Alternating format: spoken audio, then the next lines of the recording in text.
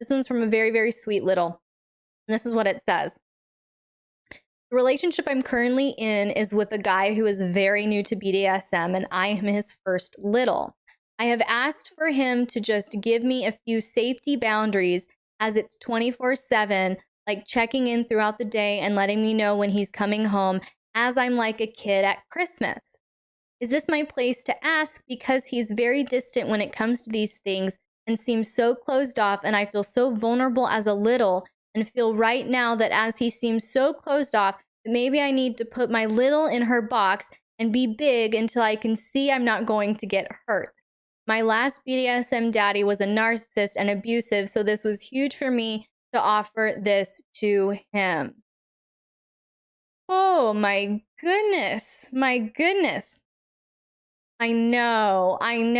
It's very, very sweet. But I have some empathy and some compassion.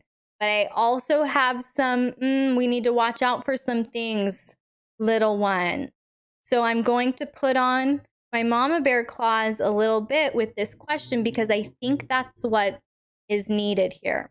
I want to pan out with something that I've mentioned a couple of times that I see very clearly here. And I've mentioned this a couple times lately, and that is, as a general rule, it's never all subs or all doms or all this group or all that group. It's never an all. But what I have found as a general rule is submissive types, especially littles,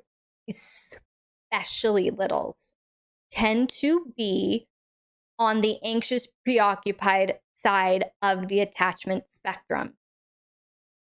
Dominants tend to be, as a general rule, more on the dismissive side of attachment. I have asked for him to give me a few safety boundaries. And then she describes what a safety boundary is. Him checking in throughout the day, letting her know when he arrived at one place, when he left home, when he arrived home, etc.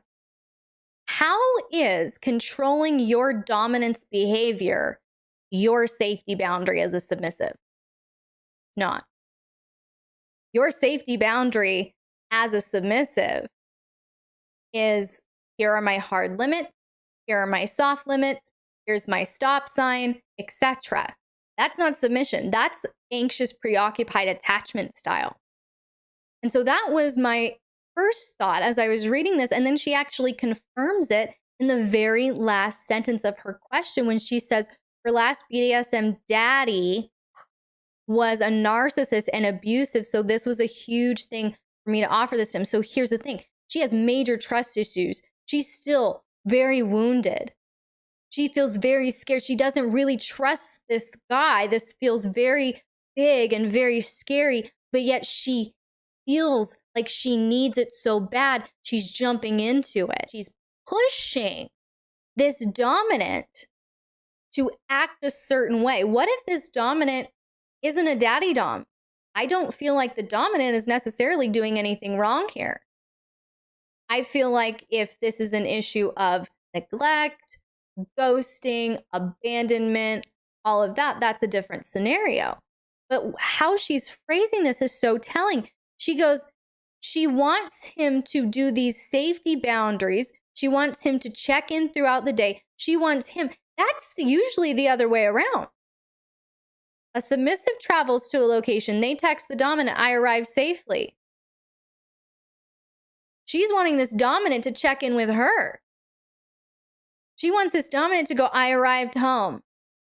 Not for the dynamic and not to make her more submissive, to make her feel in control, to make her feel safe. When you trust your dominant's character, you don't need to predict their behavior.